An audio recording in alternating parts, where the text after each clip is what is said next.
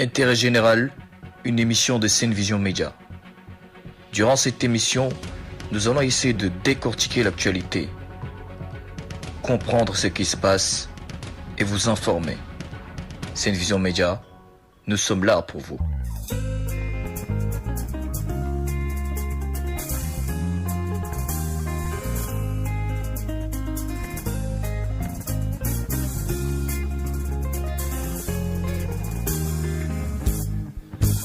suñ la wóoloo teg la ci boppu réew mi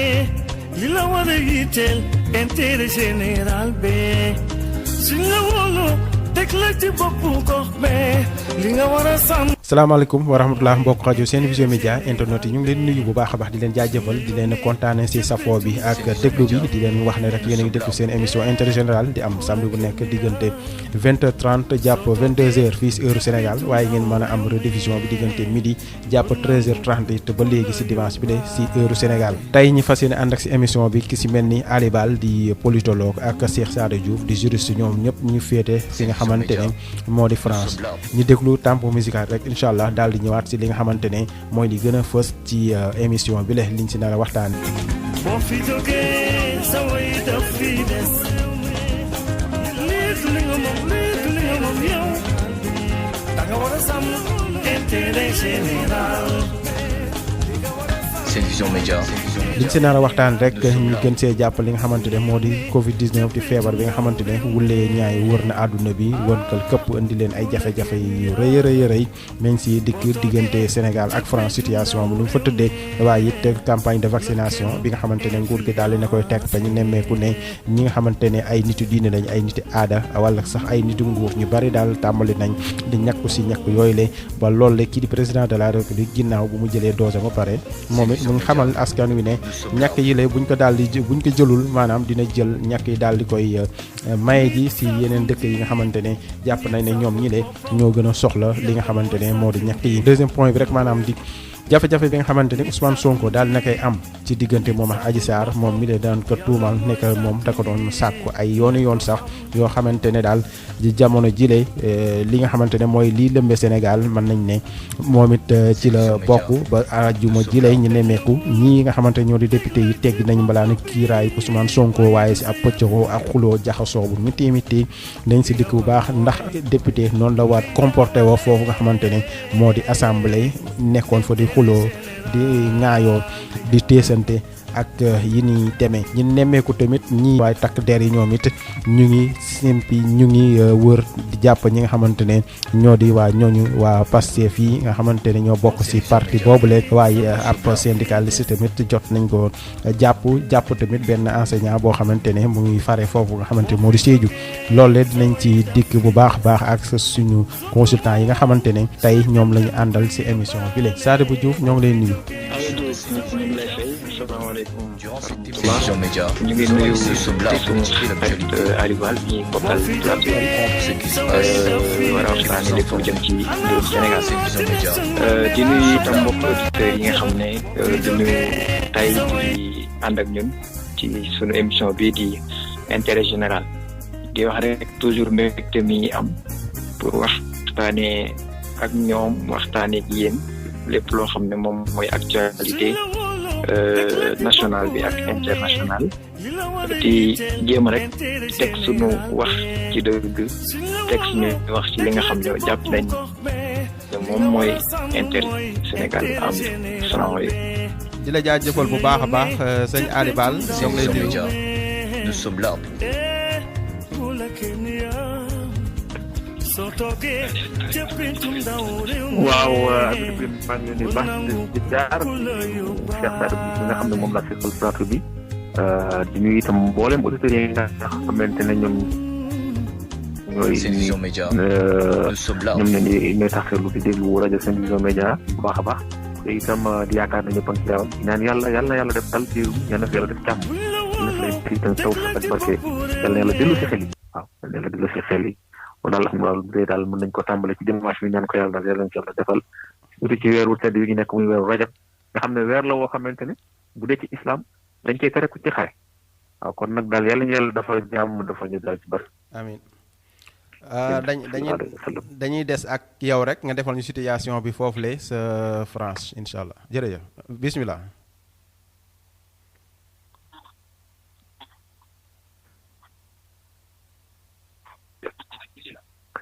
waaw comme niñ ko xamee situation Covid moom France waxoon naa semaine bi passé ne commencé woon naa yokk bu baax a baax yokk bi nag li ko indi woon mooy taux d'amour bu vendredi passé ñu gis ne quand même affaire bi yokku na yokku nag moo indi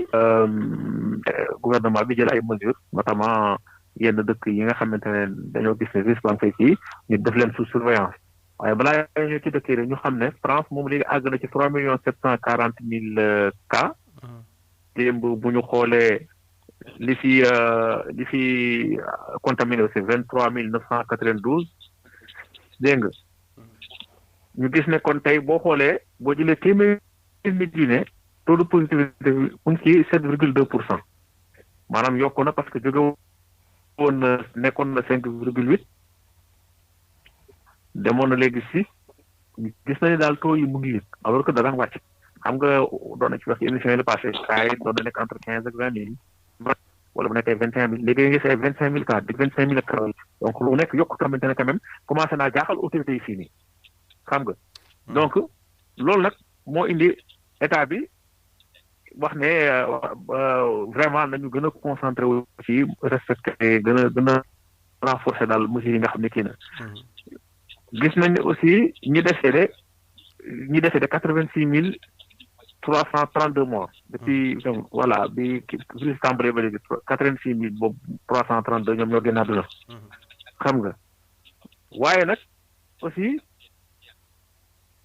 ñu gis ne ko ñi nga xam ne vacciné wu nañu aussi nag par contre loolu tam information bu am solo la.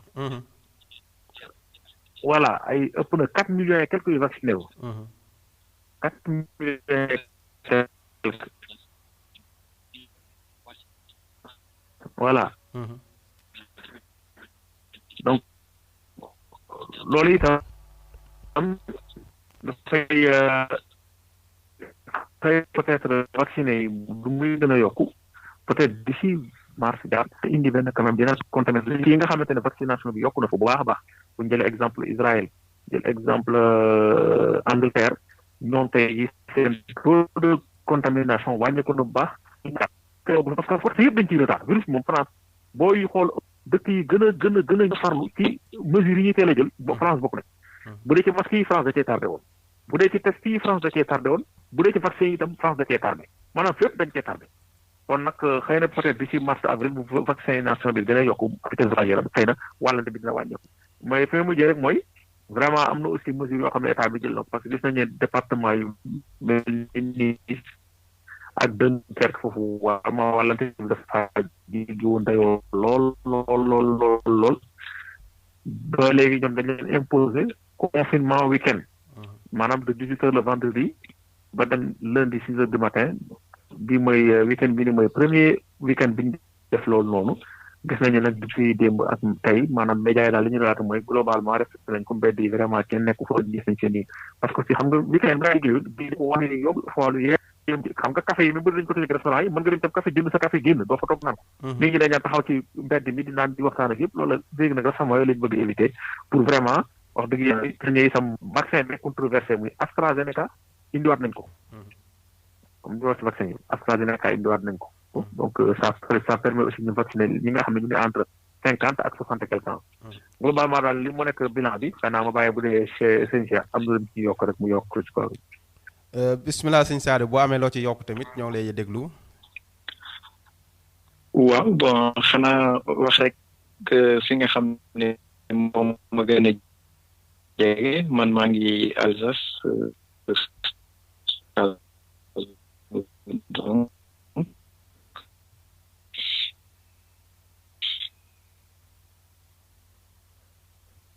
mu xool Grand Est bi nga xam fa te moom mooy que ni 9 départements yi am Moselle jamono jii nii variant sud-africain bi dafa lëmbe lool tey contamination yi boo leen jëlee 60% yëpp variant sud-africain boobu la ba tax na sax jamono jii nii waa Allemagne ñu ngi envisager pour tëj seen frontière ak Moselle donc ce qui ferait que ne lu war a toll ci 16 travailleurs frontaliers yoo xam ne ay nasaraan lañ xëy na duñu mën a jéggi frontière bi dem liggéey donc fi mu ne nii diggante Allemagne ak France autorité française yi donc ñu ngi ci négociation yu tar a tar pour xool daal en tout cas nu ñu permettre liggéeykat yooyu ñu mun di jéggi frontière bi pour dem parce que Allemagne dañuy exiger test PCR boo xam ne ça date de moins de 24 heures te xam nga loolu day xaw a jafe. Donc France ñu bëgg ñu defal leen ay test antigéniques yi ñu nangul leen ko test yu mel noonu mooy généralement en fait les tests rapides. Sauf que test yooyu Allemagne reconnaître uñ ko fi mu ne nii. Donc ñoom daal fi mu ne nii dañoo barricadé wu Allemagne parce que tellement dañoo jàpp ne ils sont sous la menace du variant sud-africain ak anglais. ba nga xam ne jamono jii nii déjà tëj nañ seen frontière ak République tchèque tëj nañ aussi seen frontière ak Autriche. Donc Moselle bii daal moo des. Strasbourg gi itam pour jóge fii sax dem Allemagne yombatul parce que ay contravention teg nañ ko yoo xam ne wax dëgg yàlla yu takkoo takku la pour jóge fi dem du yomb di wax rek que ne France fi mu ne nii am du variant anglais bi nga xam ne jamono yéene ci ginnaaw doon nañ tiit banaan nañ fexe ba mu bañ a mot 15% des taux de contamination parce que bu ko xasee bu mat rek troisième vague c'est inéluctable mun nañ ne jamono jii nii variant anglais boobu ci région yu bari dépassé na 49%. Donc xam nga romb nañ triplé nañ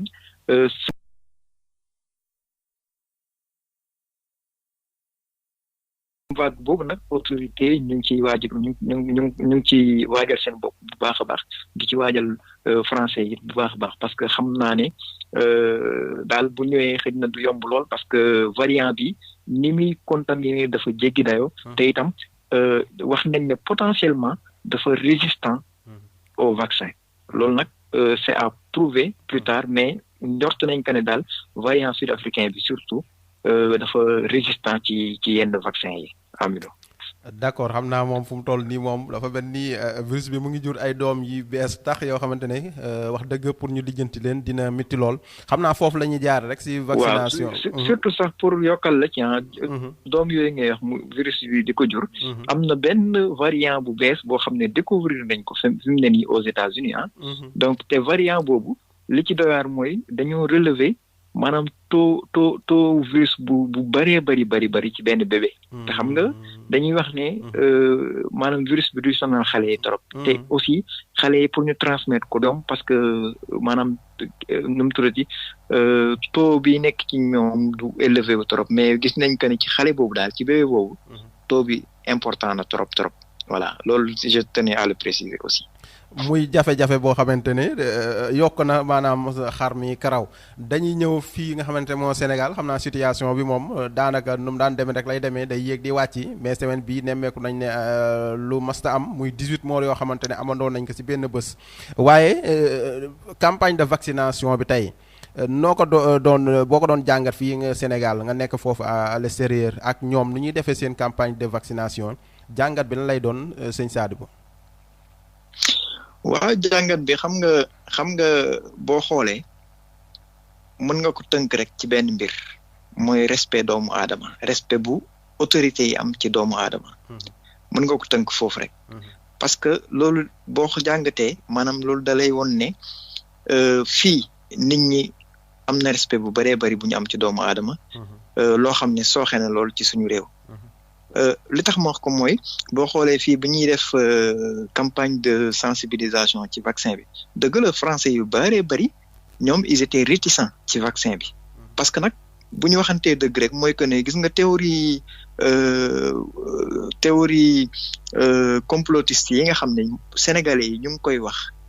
li ci bëri français yi ñoom ñoo koy développer ñoom ñu koy dégg loolu moom il faut ñu nangu ko aussi voilà donc loolu bu amee ci réew mu mel ni France autorités yi xam ko ne dëgg la français yi ils sont réticents ci vaccin bi waaye ñun ñoo leen war a xamal ni vaccin bi danger nekku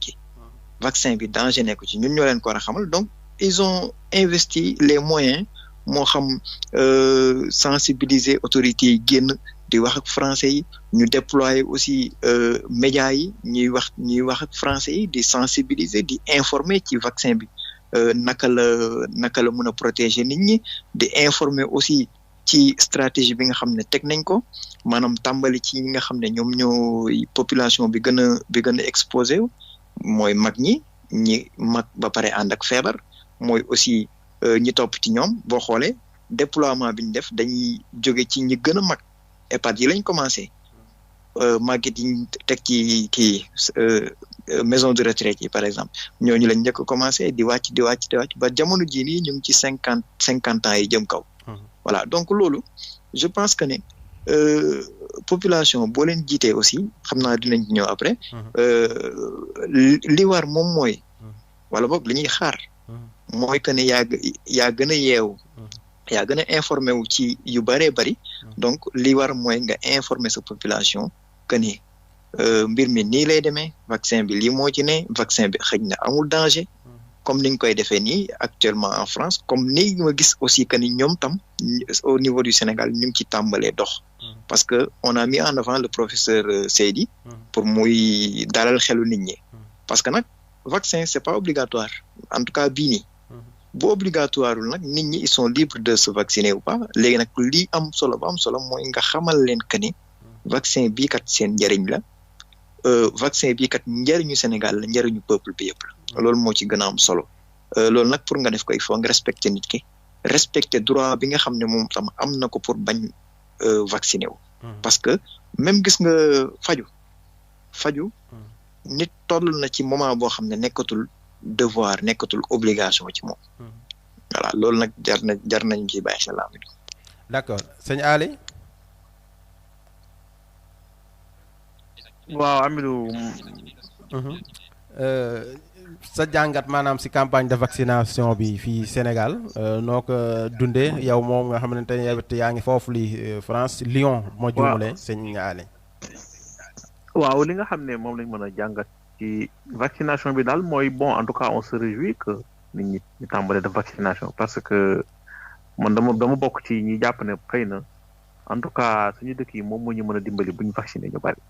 donte ne nag on nous dira que ne amaguñu recul ci vaccin yi amaana voilà y a des risques mais je pense que recul mën naa tàmbale am peut-être recul à long terme lañ amagul maanaam nit ki mën nga koo ñàkk xëy na mu toog 1 an 2 ans 3 ans am mu génn ci moom wala 4 ans 10 ans que 20 ans on ne sait pas mais recul à court terme moom am na ndax bu ñu demee ba vacciner lu mot ay 10 millions de personnes en Angleterre. lu mot ay Israël presque la moitié de la population vaccinée wu nañ te ñoom daanaka gisuñ ci benn problème te enfin amuñ problème mais dina am ay effets secondaires mais sur boo jëlee sur 1 million de personnes les cas quand même li génnagum daal en tout cas li mu wane mooy quand même pour l'instant ñoom ça va. Je pense que tam Sénégal bu jotee ci vaccin yooyu sant yàlla la aussi parce que je pense que vaccin Sinopharm mi bokk na ci vaccin yi gën a wóor en tout cas yi nga xam ne bopp méthode yi ñuy utiliser yàgg nañ ko sax ci émission bi c'est des méthodes très traditionnelles très reconnues gars yi xam nañ ko daal waaye nag bon après point d'interrogation ku muy am mooy AstraZeneca bi nga xam ne ñëw na bon au début amoon na ay doute ba ñu suspendre woon ko fi Europe benn instant surtout pour les je pense que surtout pour les jeunes lañ gisoon ne amoon na ay soucis mais après bi ñu defee étude ba kiiwaat reprendre nañ ko fii je pense que d'ailleurs même fii France commencé waat nañ ko d'ailleurs dañoo conseillé par contre ñu jox ko entre ñi am 50 ak 64 ans loolu la ñu wax mais ba tey empêché wu ne jeunes yi mën nañ ko kii vaccin boobu nag moo nar a ñëw Sénégal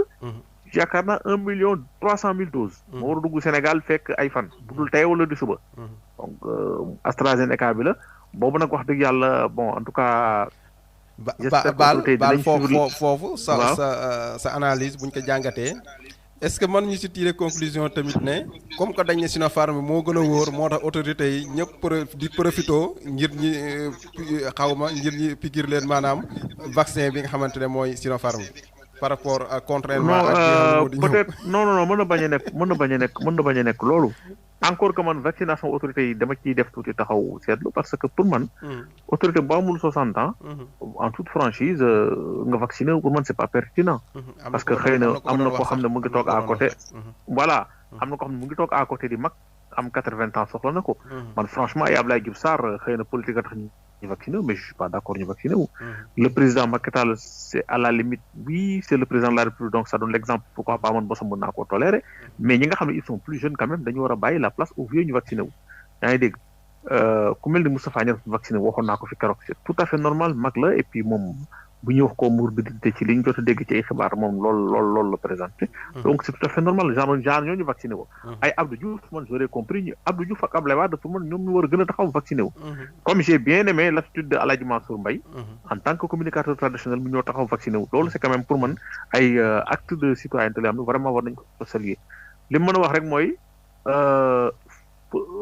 voilà man daal vaccin AstraZeneca bi nga xam ne peut-être suspendre nañ ko Europe te ñu Sénégal war ci 1,3 million pour man boobu la ñu war a gën a def surveillance xool ñan lañ ciy gën a ciblé pour jox leen ko encore que comme j'ai dit vaccin yi pour l'instant bu mu mënti doon vacciné nañ ci àdduna bi lu bare Afrique daal mooy door a tàmbali mais Europe daanaka bientôt mu def 2 mois lañ tàmbalee vacciné ak Chine moom yàgg na Chine est-ce que sax novembre Chine ak Russie est-ce que c'est même pas novembre octobre moo tax ma ne la recul bi aussi nit ñi buñ ko enfin le recul quand même en tout cas scientifiquement mën nañ ko am parce que àdduna bi ay millions nit lañ vacciné gum ci àdduna bi donc loolu aussi mën naa dal xel yi te aussi am nañ programme élargi de vaccination nañ ko vraiment Sénégal am na loo xam ne administration sénégalaise am nañ ci expérience na gars yi ba en tout cas daal nañu moytu politique yi activer affaire yi jaar fañ doon jaar daal maanaam voilà jaar fañ doon jaar parce que Sénégal yàgg na koo xam ñun fañ jaar ba xeex juróom-ñaari jàngoro yi ñoon wax ci fañ nekkee gone je pense que on a l'expérience on a l'expertise maintenant nag Covid bi moom beneen affaire la daal nañu góorgóorlu vacciné wu te xam ne nag am na yeneen aussi affaire bi aussi pas que le Covid dëkk bi am na yeneen feebar yi fi am ñooñu tam ñu xool dëkk feebar yi tam naka lañ fexee ba éradiquer ko yaakaar naa tam moom mooy li nga xam ne moo gën a kii daal amit mu mel tamit am njàngat lañ si mën a def rek si Covid bi xam naa saa yu fi jógee tamit dina am jàngat bu rëy boo xamante ne si secteur yëpp daal dinañ toog ngir waxtaane ko saa bu ñu nemee ko kii di président de la République moom bu mu jëlee maanaam vaccin ba pare am na ay discours boo xam ne ay kàddu yoo xam ne yëkkati na ko li gën a frappé nit ñi mooy ñàkk yi daal ku ko nangu boo leen ko nangul jël daal ma jël dem maye ji ko tey ñu ne 2 milliards def nañ ko si vaccin yooyu ngir Sénégal mën ko jot mu mel ni xaalisam daal la jëndee vaccin yi fàtte ne contribuable bi moo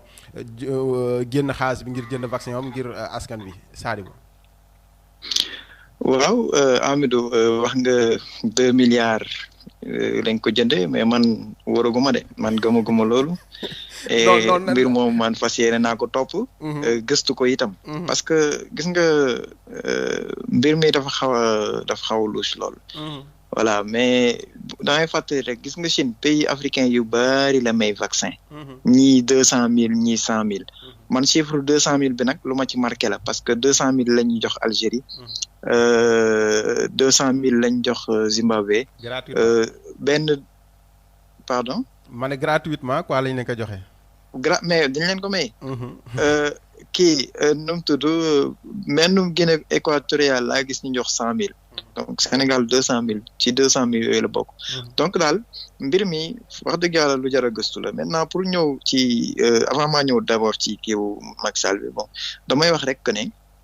vaccin AstraZeneca bi war a ñëw Sénégal dose 1,3 million boobu noonu. dañuy fàttali rek que ne vaccin boobu maanaam mag ñi dañ ko war a moytu parce que biñ ko tàmbalee. donc dañ gis que ne dafa amoon ay soucis ci mag ñi même xale yi da leen doon indil ay jafe-jafe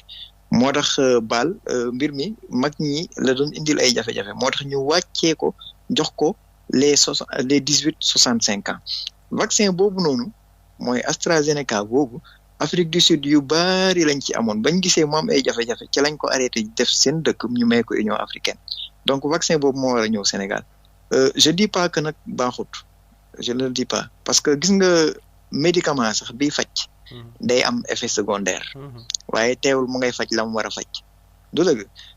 vaccin am effet secondaire aussi tekkiwul que ne vaccin bu baaxut mun na am effet secondaire ba pare di aar ci la mu war a aar recul bi baal wax aussi sànq am na solo trop parce que quand même boo xoolee ñi ñu vacciné ci monde bi effet secondaire yi quand même c'est minime par rapport ak ñi nombre bu ñu vacciné waaye aussi par rapport ak doute yi ñenn ñi am ci nanoparticule yeeg yooyu ak aussi jàpp ne xëj na war na dañuy def ay puces ci seen kii pour 5G bi ñu jëm ni saa yu loolu pour dindi ko ci xelu nit ñi dadul xaw a yomb daal mais sensibilisation bi am na ci solo te sensibilisation bi foofu lay duggee ci li nga laaj ni tekkiwul que ne da ngay wane que ne da nga war a jaay nit ñi doole bu ngeen ko deful ma def lii non gis nga njiitu réew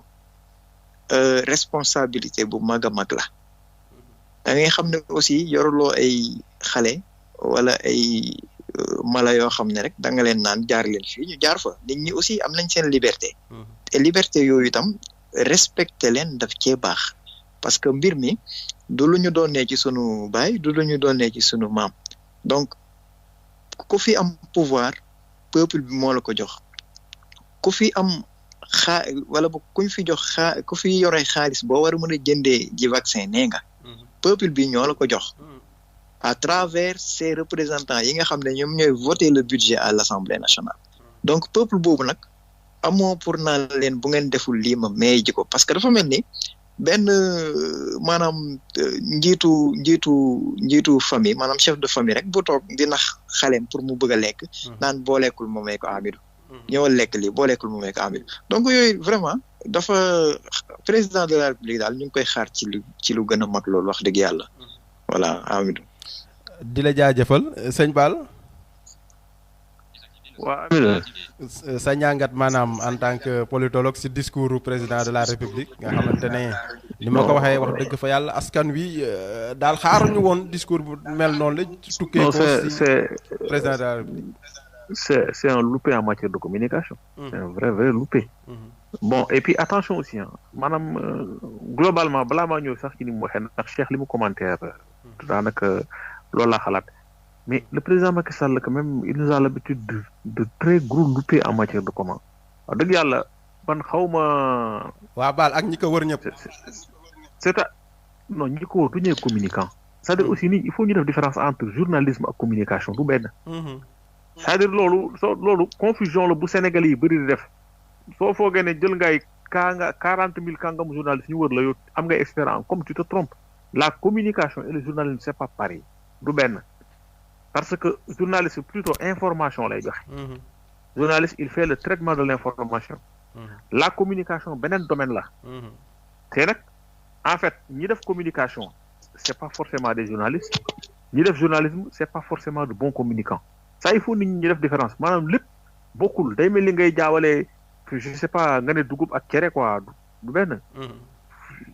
kus cere yëpp du dugub donte ne dugub mën naa def cere voilà journalisme mën na nekk un bon communicant il est pas dit que tout le voilà vraiment c'est important de le préciser d'ailleurs loolu day wane échec gu ñi ko wër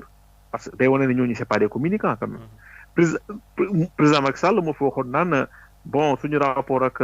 France yàgg naa baax ndax ñoom ñoo jox ay dessert fin c'est vraiment un problème c'est vraiment un vrai problème il faudra que wax dëgg yàlla côté boobu mu defaraat tooginam ci côté boobu ni mu waxee man j'ai pas apprécié c'est un vrai loupé en communication parce que munoo quand même taxaw naan soo leen kii mu may leen ko ba pare looy mayee ne fekk nga moom ko li mu bëgg a mayee moomu ko parce que loolu suñu xaalis la jar ay plus de 2 milliards donc nag déjà maye na ci waa Guinée-Bissau ak Gambie xëy na xaw ma ndax prévoir nga wax mais loolu man à la limite je peux le comprendre parce que pour man jàmm am na njëkk voilà loolu du problème mais quand même bon pour man daal mënoon a ut beneen formule bi mu wax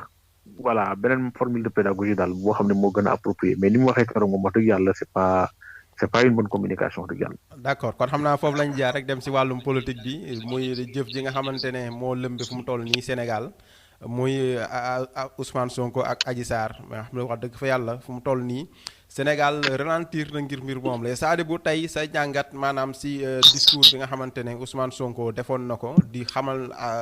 wax na ci lu bari mais liñ ci gënoon jàpp mooy doon xamal askan wi ne même bu ñu dindee immunité parlementaire am mooy mbalaanu kiiraayam bu assemblée jàpp na ne moom jaaralu luñ ko ci yoon fas yéenewul wuy ji te wax dëgg assemblée keroog jàpp nañ ne mbalaanu kiiraay kii di Ousmane Sonko muri nañ ko àjjuma bi passé sëñ Sadio. Amadou Bal ma jotuma dégg li nga mujjee wax. maanaam mooy mbalaanum kiiraay Ousmane Sonko lañ bëggoon nga expliquer ñu maanaam nee na moom procédure bi jaaral lañ ko ci yoon moo tax fas yéenewul wuy ji ci benn discours xaw ma bu muy jàkkaarloo presse bi la ko doon expliquer na ci lu bari maanaam wane ne tamit ne procédure bi nga xamante ne fa lañ waroon jaar moom jàpp na ne jaaraluñ ko ci yoon moo tax fas yéenewul wuy ji ñi nga xamante ne ñoom moo di way takk der yi sëñ Sadibou. waaw Amidou bon procédure bi xam nga en fait benn moment lépp lu aju ci assemblée nationale ak ni ñuy doxale yoon dafa nekk loo xam ne pour nga xam fu dëgg féete day jafe trop souvent ci surtout profane yi ci peuple bi et tout ça parce que boo xoolee automatiquement ñi nga xam ne dañu faral pouvoir maanaam majorité bi ñoom dañuy féetewu fi pouvoir bi féete ñi nga xam ne aussi dañu faral opposition maanaam ñu néew dañuy fare en fait ci ki nga xam ne moom moo bokk ca ñoom donc ku ci ne rek la ngay wax da nga koy wax moo xam sa aqulay taala la moo xam aussi ay intérêt politique rek moom moo la ko tax a wax da ngay seetlu que ne ku ci ne fa nga far la muy défendre moom ngay défendre ak ay argument yoo xam ne xëj na mën nañ jàpp ne argument yu dëgër la wala yu falaa la waaye di ci am solo ba am solo mooy en tout cas ki nga xam ne moom la mbir mi yitteel moom jàpp na ne ses droits ont été violés loolu nag c'est sa responsabilité à lui mu jàpp ne ses droits ont été violés mu décider ne moom immunité am jàpp na ne ça reste intact kon boog fas yéenewul wuyu ji parce que tout simplement jàpp na ne moom il reste protégé par son immunité loolu nag dafa di posture boo xam ne Amidou posture bu doy waar la boo xam ne en fait c'est une posture grave boo xam ne c'est presque sans précédent en fait ci histoire politique au Sénégal voilà léegi nag posture la boo xam ne am na ay conséquences forcément mais je pense que c'est des conséquences yoo xam ne moom mi jël décision boobu peser na le pour et le contre et je pense que ne aussi conséquences yi xalaat na fi mu ko war a mën a yeggale comme aussi xalaat na fi nga xam ne mën na fa yeggale réew mi boo dégloo waxam dafa ne la Macky Sall président de la République yàgg na làqatu ci ginnaaw police ci ginnaaw justice pour def ses basses œuvres nee na nag bii yoon balaa mu ko faagaagal dana loxoom dana taq loolu nag ça veut tout dire léegi nag ndaxam confrontation boobu muy taxaw di waajal état bi ndax dina ko ci fekk loolu c'est une question mais je pense que ne daal fi mu ne nii moom pour déglu Ousmane Sonko forcément dinañu xëj wala boog njortu naa ko parce que wax dëgg yàlla li ñuy barale mbir mi xaw na yéeme mais njortu naa ne daal danañ jaarale mbir mi ci fi mu war a jaar maanaam convoqué ko ba xam ndax dina ñëw ba pare après bu ñëwul ñu tirer les conséquences mais daal xam naa ne moom du convocation wala boog njortu nañ ko parce que wax na ko du convocation moo koy yóbbu donc forcément on va vers une confrontation loolu nag moom mu nekk loo xam ne lu doy waar la wala boog lu mën a jur ay conséquences yu désastreuses ci sunu fonctionnement. mais Sadibou foofu tamit responsable toll ni Ousmane Sonko di woor askan ngir ñu génn ci mbedd mi jàmmaarloo ak way takk der yi est-ce que loolu tamit mënuñu woon am beneen stratégie bu gën a sedd ko loolu parce que mu ngi xalaat ñi nga xalaat kii di Macky Sall ay loxoom takk ci mooy ëllëg ci biir police ak population bu ñu jàkkaarloo du ñàkk ñoo xamante ne bu ñaari côté yëpp ku ci nekk faat sa morom wala nga indi sa morom ay gaañ-gaañ mitee. en fait man yaakaaruma ne diggante police ak population bi lay wax mais diggante moom ak Macky Sall lay wax. waaw foofu laa ko yaakaare te aussi. faudrait pas que nit ñi tam di verser wu trop ci principe yi bay fàtte itam ay principe parce que les principes quelquefois ils se valent maanaam xam nga ñu bari dañ naan par exemple lu tax muy woote résistance nangam sangam mais la résistance face à l'oppression dafa am c'est reconnu par la constitution te bii nii discours am moom je pense que ne xaw na ko gën a seddal tuuti parce que nee na moom ci boppam day invoquer son droit individuel à la résistance ku ci ne nag am nga droit aussi invoquer sa droit personnel boobu Donc, il appartiendra à chaque composante du peuple, à chacun d'user ou non de ce droit-là. Li am ba des nag moom mooy que ni bu ñu dinañ ci ñëw ci tout à l'heure Amidou mais bu ñu xoolee rek li xew Sénégal fi mu ne nii wax dëgg yàlla opposition mënoo def lu dul xeex mënoo def lu dul xeex parce que ku fi xeexul ñu broyer parce que la machine elle est lancée yéen ñëpp yaakaar naa askan bi yëpp ñu ngi koy gis il y a à peu près une 60aine d'arrestations yoo xam ne wax dëgg yàlla tegul ci dara lu dul bëgg a nasaxal démocratie lu dul aussi bëgg a réduire au silence le peuple sénégalais loolu nag je pense que ne bu xasee ba ñu koy gis nit ñi aussi ils ont le droit de dire non et comment dire non moom mooy ku ci ne nga ne nga taxaw ne kat wax dëgg yàlla say droit ak say àq ak say yelleef maanaam doo nangu ñu salfaañe ko loolu nag ça appartient à tout un chacun de dire que ne man dinaa nangu wala duma nangu loolu man am naa ci droit yow am nga ci droit keneen ak keneen am na ci droit mais daal li ñu mën a wax daal moom mooy Ousmane Sonko il est dans son rôle d'opposant qui se dit que ne maanaam état bii nii à travers sa justice on va le dire parce que justice bi nag indépendante na loolu moom benn Sénégal war a ko wax en tout cas boo seetloo sax Amidou gis nga ñiy wax ne justice dafa indépendante mooy ñi nekk ci pouvoir bi bu ñu wàccee ëllëg ils vont dire autre chose ñi nekk tey jii opposition dañ naan justice bi indépendantul xëj na ëllëg bu ñu yéegee dañ naan justice bi indépendante na gis nga loolu moo war a dakk Sénégal dañu war a am justice boo xam ne maanaam ñëpp ñooy bokk nangu ko ne justice bii kat liñ koy doyee mu ngi koy def gis nga loolu bu amee yaakaar naa wala bokk bu amoon tey jii nii ku mel ni Ousmane Sonko ñu koy topp nit ñi duñ ci wax dara parce que dinañ xam ne bu nekkee devant le juge boobu droit rek lay wax juge boobu du xool ki nekk ci kawam juge boobu du xool ndax kii ñu ma indil tey un homme politique à abattre la juge boobu du xool ndax kii ñu ma indil tey maanaam citoyen de seconde zone la nekk en face d'un dignitaire boo xam ne kii dañ ko war a préserver parce que nii la tudd kii dañ ko war a préserver parce que nee la sant kii dañ ko war a préserver parce que maanaam am na dayo bi am na daraja bële tant que justice bi nekkul justice boo xam ne pour tout le monde dafa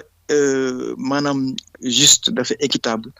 yaakaar naa jafe-jafe yi dañ koy am suñu réew Amidou. loolu moo waral mu indi benn réquisitoire si 8e juge cabinet bi moom wax dëgg fa yàlla ne bu sañoon changé ko waaye dafa mel ni mbir yi nu mu demee nii gars yi nee nañu si seeni wax changé ko dina doon lu difficile lool wala sax lu mënta nekk la xam naa dañuy dem seeti ki nga xamante ne moom sëñ Ali moom it mu allo Ali. waa Ali dañ bëggoon immunité parlementaire bii nga xamante ne wax dëgg fa yàlla Sénégal saa yu opposant amee problème doon député rek assemblée nationale ñi nga xamante ñoo fay ëpp doole dañuy dem profito dindi ko nu mu gën a gaawee ngir ñu yóbbu kook ci yoon est-ce que tey waruñoo taxawaat ñu xool immunité parlementaire bu dee situation population lambda bi moom la député bi amul problème ñu xool tamit nan la ñuy mën a régler loolu sans lever immunité parlementaire bi parce que ñu bari dañ jàpp ne tamit lu jar a seetaan la bu ñu nee immunité parlementaire député yi nekk ci mbedd mi boo dajee benn citoyen lambda nga wan ka ne wax dëgg yow mënaloo ma dara parce que daa am ay cas yu bari yoo xamante ne dañ ko siy nemmeeku est-ce que jarul tamit ñu xoolaat ni ma ko waxee li nga xamante ne mooy immunité parlementaire député yi. non pour man immunité parlementaire jarut réformer à l'état actuel. c'est comprendre nga. di jar a réformer mooy su fekkente ne am na député boo xam ne def na loo xam ne jaaduwul. ñu jaarale mbir mi yoon ba parce que bu doon dañoo ne député bu nekk à l'Assemblée kenn mënu ko poursuivre là ça serait un problème mais député bu nekk à l'Assemblée mën nga koo poursuivre donc foofu en réalité pour man ça ne pose pas un réel problème du moment où vraiment say le juge def na son travail wala boobu le procureur def travail ak juge bi yónnee ko lettre mu yónnee ko ministère justice mu envoyé ko Assemblée ñu lever immunité parlementaire lever immunité parlementaire yàgg naa am ci dëkk yi yàgg naa am Sénégal yàgg na faa am et même il faut le préciser même des députés du pouvoir lever nañ seen immunité parlementaire donte ne c'est pas fréquent ku mel ni Bougazeli lever nañ fi immunité parlementaire am bon je pense que te dañ ko doon toppee c'était extrêmement grave et ça se justifiait moo tax lever nañ ko donc moi li Cheikh wax la rek c'est-à-dire su fekkente ne y a pas de confiance envers les autorités judiciaires loolu moom mooy indi problème bi te fii ñu toll nii ni instant bi ci kaw Sonko le problème mooy c'est que Sonko n'a pas du tout mais pas du tout confiance en la justice de son pays te moom en fait le fait que mu bañ a wuyu ji c'est pas que dafa jàpp ne levée bi jaarul ci yoon loolu du facteur boobu kese la invoqué donte ne ni ko Cheikh waxee la mbir mi moom règlement intérieur assemblée ñun man moom wër naa ko ba sonn pour am wax dëgg yàlla doon a lire affaire bi c'est un peu compliqué parce que ñu ngi naan li Sonko naan procédure bi bu dee wàññi nañ ci ñaari nit mooy ne commission bi légalatul am na ñu naan non commission bi commission wu permanente yi la ñuy wax muy commission des lois wala commission des affaires étrangères wala yeneen commission mais pas spécialement les commissions yi nga xam ne c'est des commissions temporel nga xamante ne du yàgg voilà maanaam am na commission yoo xam ne boo ko créé ngir benn mbir kese nga koy doyee bu mbir boobu jeexee commission boobu dem nee nañ loolu concerné wul loolu mais loolu ñun man wax dëgg yàlla en tant que quelqu'un qui observe la vie politique j'aimerais bien avoir à ma disposition le règlement intérieur pour mun ko lire moo tax mënuma ci àddu parce que tam il faut li ñuy wax honnêteté intellectuelle booy wax ci mbir voilà mais lu mën a xew nag mooy aussi j'ai vu que les députés du pouvoir ils ont dit que ne du temps de Khalifa Sall wala bi ñu levé immunité parlementaire bu Khalifa Sall ak yeneen yu bëri fii beaucoup de membres de l'opposition avaient démissionné et ça n'a pas empêché aux commissions spéciales commission ad hoc à la commission ad hoc moo def liggéeyam mais loolu daal li ñu kii daal mooy vraiment liggéeyu assemblée na leer na am transparence ñu xam ñun bu ñuy jàngat ni ñuy jàngatee mbir mi mais comme ni ma la ko waxee Ousmane Sonko du commission kii ad hoc bi rek la pointé du doigt ak puissance plénière bi Ousmane Sonko moo ngay avocat dañu décider récuser le juge Mamadou Seck le juge Samba Sall ak le procureur kii Bassirou Gueye yaa ngi dégg maanaam soo boolee kon facteur yu bëri la sànq ba loolu dina yomb wala sax mu mën a nekk lañ mën a wax non dafa nànk il faut ngeen comprendre Sonko instant bi dafay politique bu baax a baax a baax ci logique am la ne Sonko démb déglu naa discours mi peut-être benn bi mën nga ne il a été trop précis ci wax ne bu ñu levé sama immunité parlementaire 10h05 mu wuyu ci mais nag ca gannaaw ba mu waxee ba pare tegaat na ci beneen phrase mu naan nag waaye dinaa dem bu ñu respecter procédure yi mais ni mu insisté ci 10h05 bi nit ñi loolu la ñuy jàpp mais ci discours bu keroog bi mu def conférence la su def boo xam ne c'était 1h30 de discours à peu près boobu il a eu le temps de repréciser que ne moom ba muy wax la mu wax mooy suñu levé sama immunité parlementaire jaar ci yoon yi danaa wuyu ji moom la Sonko dafay politique parce que ku foog ne Sonko day ñëw rek jaay boppam mais loolu tam saa yee Sonko du ko def il faut pas le faire ci posture bi mu nekk nii mënu koo def tu sais pourquoi am Sonko bu duggee ci bureau Mamadou Seck mën na ko décerner mandat de dépôt mu dem tëdd nelaw te moom xam na ne bu demoon lundi 8 amaana mais attends bu demoon lundi 8 février bii passé mooy bi gars yi dajaloo këram jàmmarloog policier boobu dañ ko doon convoqué boobu flagrance bu demoon dañ koy téye flagrance ku ñu convoqué ko dem dañ lay téye amul sax werante man am naa ci cas yi ma ci xam am na avocat boo xam ne xamoon naa dossier bi doon topp frère am la ñu doon topp flagrance mu ne ko bul dem waaye dem ñu lay kepp da ngay bàyyi ba affaire passé bu du nekk ci flagrance au moins ngeen xool nu ñu négocier effectivement noonu la demee flagrance moom bu demoon dañ koy téye loolu c'est sûr moo tax keroog demutoon mais bii passé nii sam ñu levé mu dem dañ koy téye Sonko instant bi xam nga lu mu mën def dilatoire lu mu mën a gagner temps lu mu mën a jàkkaarloo gars yi et puis opinion bi di gën a rallier opinion bi gars yi di gën a kii et puis mu dem moo tax ñi ñu jàpp nii boo seetloo ñoom seen discours Pastef dañu na on les appelle des détenus politiques dégg naa ñu bëri loolu la ñuy wax détenu politique otage politique ak lépp te aussi man j'avais compris benn affaire ma ne xeex bi bu nit ñi toogee seen kër jàpp ne xeexu Sonko ak Adji Sarr la rek danañ sànk Sonko maanaam xeex bi aussi benn instant politiquement laay wax nag politiquement waxuma ne damay yee fit noonu tax mais politiquement Sonko li mu réussir mu ngi koy réussir en loolu mooy fexe ba xeex bi bañ a nekk diggante uniquement moom ak Macky Sall maanaam aussi jàpp nañu Dame Mbodj gis nga ne sànq maa ngi dégg Abdoulaye Mbodj bu Cusems commencé naa wax léegi gaa ngi ciy dugg ay duggal nga ay Guy Marius Sagna dem nañu voilà ñoom Assane Diouf Clédor Sène dugg nañu maanaam jàpp nga plus de 17 femmes xaw ma 20 loolu normalement organisation féministe yi war nañ cee wax parce que man jàpp jigéen yóbbu ko bëriwul tam lu ma koy nemmeeku Sénégal bëriwul voilà donc loolu lépp Sonko bu ko réussir mooy instant bi l'adversité n'est plus entre Macky Sall et Sonko mais c'est entre Macky Sall et Sonko et d'autres te loolu bu ko réussir rek mooy instant bi le combat politique fi mu bëgg yóbbu dossier bi en tout cas mu ngi ko fay yóbbu donc nag Sonko du yombal mukk arrestation c'est pas possible d'ailleurs c'est pour man sax man su ko defoon day wane ne loolu moom li ma yàggoon wax na mooy ma ne Sonko moom politiquement dafa desee màgg bu ko def moom day wane ne vraiment desee woon naa màgg encore et en tout cas instant bi daal mu ngi ci logique am mu ngi politique une vraie politique et puis mu ngi ci en tout cas man politiquement maanaam en tant qu'analyste la su may xool ni Sonko di doxee mais damay naan instant yi mu ngi ngéwél mu ngi tabax mu ngi def bu baax a baax ci politique et effectivement loolu la situation am laaj voilà te aussi bu gisee ne confrontation gis nga ne Abdoulaye Wade bi mu nekk au pouvoir booy seetlu 2000 ba 2007 nit ñi dañoo ñëw dañu ne dañuy def opposition républicaine voilà Abdoulaye Wade ñun dañuy def ndànk bu ñu autorisé ñu toog gars yi ils avaient oublié que Abdoulaye Wade avait un calendrier clair mais quand ils ont compris que ne Wade mii baatu république déggu ko dañu dem woo ko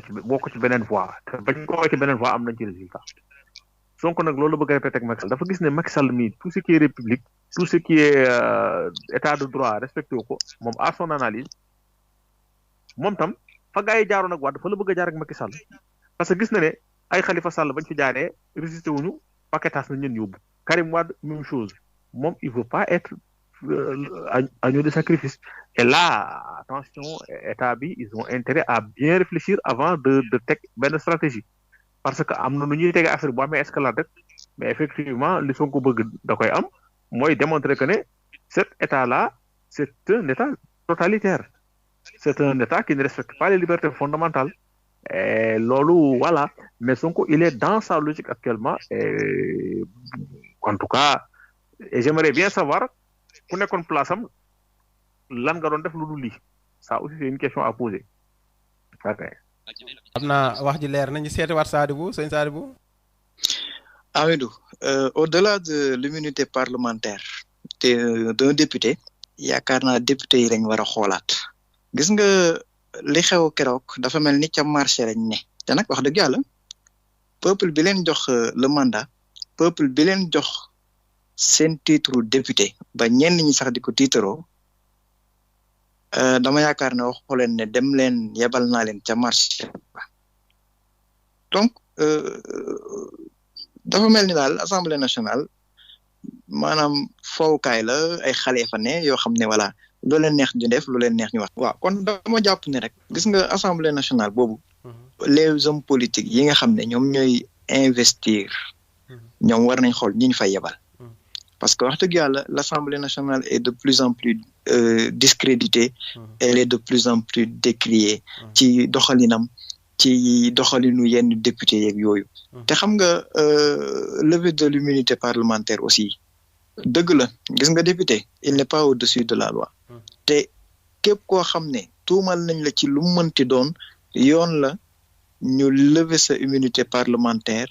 nga dem wuyu ji justice bu ko defee ñu mën a leeral mbir yi sénégalais yëpp xam dëgg fu mu féete loolu lu am solo la waaye aussi day fekk itam maanaam ñu bañ ko di politiser trop parce que gis nga boo gisee lever immunité parlementaire di am problème rek parce que sénégalais yi dañu gis ne maanaam mbir mii dañ koy politiquer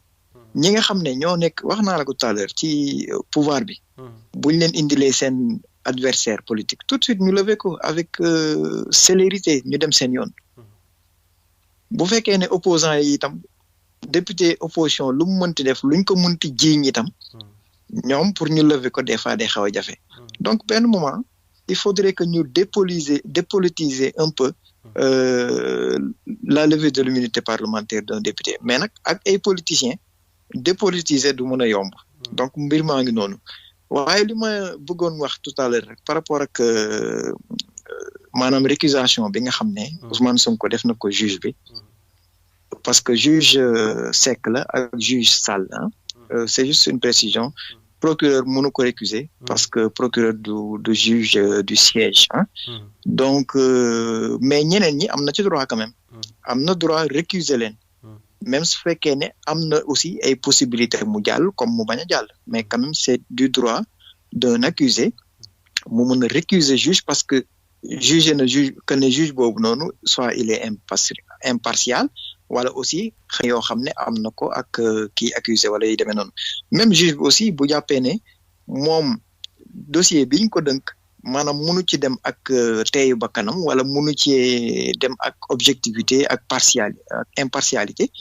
mën na récuser wu aussi donc loolu c'est une possibilité c'est un droit boo xam ne non seulement ku ci ne ci parti yi am na ko waaye aussi juge bi ci boppam am na ko par rapport ak déclaration Ousmane Sonko bi aussi je pense que ne buñ koy jàngat itam mën nañu wax ne Amidou Ousmane Sonko politiquement wax dëgg yàlla ci déclaration yi gën a doy waar ci histoire politique Sénégal déclaration bi ci la bokk parce que non seulement il a été offensif mais aussi boo xoolee dafa am ay aspects yu bëri yu discours bi yoo xam ne dafay teggi ay ndëgg sërëx yoo xam ne dañ ko lalaloon je donne juste un exemple boo xoolee affaire rebelle bi ñuy wax parce que boo xoolee ñu bari ñu ngi ko koy jiiñaa Moustapha Cissé Lo génnoon na fi wax lu ni mel Ahmed Khalifa Niass mii bëgg a def liaison entre Ousmane Sonko ak rébellion Casamance bi fi mu ne nii yaakaar naa c'est juste pour semer le doute dans l'esprit des Sénégalais aussi donc loolu boo ngeen fàttalikoo tuuti aussi am na ay presse une certaine presse boo xam ne dañoo génnoon naan opération de ratissage yi nga xam ne maanaam militaires yi ñu ngi ko doon def en Casamance am na ay documents yu ñu foroon am na aussi ñu ne woon documents yooyu maanaam dañu bëgg a génn ëllëg ne Ousmane Sonko daa am ay liens ak rébellion bi donc boo xoolee moom waxam c'était aussi pour dàq loolu mën nañ ko jàpp parce que boo xoolee quand il dit que ne man waxoon naa ko en 2019 mosuma d'accord ci guerre Casamance bi mu ne aussi mosuma d'accord ci benn portion dëkk bi jël indépendance am wala autonomie mu dem plus loin mu ne man dama jàpp ne sunu dëkk yi dagg-daggee nañ leen ñu nekk ay dëkk yu ndaw ndaw ba nga xam ne mënuñu demal seen bopp mënuñu am doole pour mën a peser dara moom politique am dafa jàpp ne dafa war a dem au-delà de dëkk yu ndaw ndawaan yi ne mu dem ba sax CEDEAO nekk benn maanaam genre fédération xam nga ku ñuy tuumal ne da nga bëgg pàcce say séparation sa réew nga ni man sama politique ça va au-delà de ça dama yaakaar ne peut-être tu as coupé un peu l'herbe sous le pied de ces gens-là et puis beneen mbir tam boo xam ne am na solo Amidou ñu war ko signaler mooy que ne gis nga interrogation yi policiers yi doon def te ñiy dénoncer ñenn ñi bon di dénoncer que ne am na ñoo xam ne dañ leen laaj seen ethnie ak seen région ban nañ soqee ko loolu yaakaar naa aussi c'est un précédent dangereux boo xam ne war nañ ko signaler war nañ cee bàyyi xel aussi surtout organisation de défense des droits de l'homme yi war nañ ci bàyyi xel xeex ko ba nga xam ne yooyu wax dëgg yàlla bu fekkee ne tàmbali nañ ko moo bañ a wéy beneen bi ci des mooy gis nga la dénonciation bi ñuy def des arrestations tous azimuts moo xam nuñ ko mënti tuddee moo xam arrestation la moo xam kidnapping la moo xam détenu politique la liberté moom mooy le dessein il est simple moom mooy tere ay sénégalais yoo xam ne dañu am droit de manifester dañu am droit d'expression de leur liberté ñu leen koy xañ te nag ñuy rappeler rek droit yooyu c'est un droit constitutionnel boo xam ne moo gën a kawe arrêté moo gën a kawe loi gis nga tere yi ñuy tere rassemblement nii loolu ay arrêté la ak i décret loolu nag dama jàpp ne te ku jàng droit it xam nga ko charte ndaw réew ni ñu koy waxee charte réew mi moom moo ko ëpp doole fuuf kon nag respect droit ak liberté yooyu le pouvoir réglementaire daf ko war a def bu ko defee ku ci ne ci Sénégal nga mën a exprimer wu parce que itam li ci doy waar mooy gis nga Amidou à force ñuy restreindre les libertés à force ñuy tere nit ñi ñuy manifester seen naqar maanaam gis nga buy exploser kenn du ko xaar te du neex kenn te gis nga fi mu ne nii njàng bi mu ngi xaw a jaxasoo boo xoolee y a un groupement de syndicats d'enseignants bu joxe communiqué depuis démb nañ ñoom dañuy def 24 heures de grève en soutien de leurs camarades arrêtés. Parce que itam am na enseignant bu ñu dem ba ci classe am arrêté ko. mooy xaw ma à Sédhiou xaw ma en tout cas c'est dans le sud. Damboj arrêté nañ ko démb donc c'est un cocktail boo xam ne wax dëgg yàlla c'est explosif te état bi war na ci mën a def ndànk daal. ñu gën a dalal xel yi comme ni ko Baal waxee tout à l'heure ci début bi. ñu dalal xel yi ñu dolli wax dëgg yàlla gën a liggéey ci jàmm am Sénégal parce que jàmm Sénégal mooy jàmm réew mi yëpp mooy jàmm sénégalais yëpp te jàmm nag wax dëgg yàlla ci la ñëpp xaj ci la lépp xaj jàmm itam ci la ñu mën a daane corona bi nga xam ne yaakaar naa moom mooy ennemi bu gën a rey fi mu ne nii. Amidou. d'accord xam naa analyse bi leer na sëñ Baal. waaw Amidou. xam naa Sadibou bu moom daanaka point yi nga xamante ne am na ñaari boole yu ñu waroon waxtaane muy rafle bi nga xamante ne ñoo ngi koy rafle membre Pastef yeeg yooyu boole naka ci ak comportement député yi yow sa ñàngat maanaam tey si comportement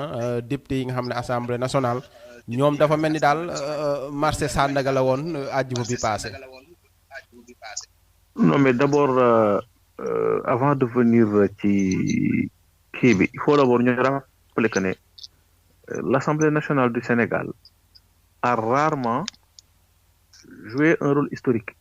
ci ni Sénégal di doxee parce que boo xoolee depuis indépendance bi ñu bëggee liquider Mamadou Dia assemblée lañ ko jaaree